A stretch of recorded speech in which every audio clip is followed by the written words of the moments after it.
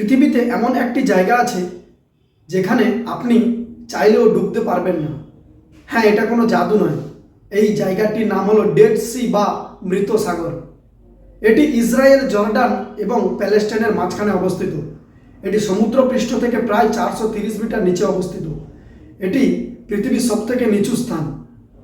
এই dead C বা মৃত সাগরে সাধারণ সমুদ্রের তুলনায় প্রায় 8.6 গুণ বেশি লবণ অবস্থিত।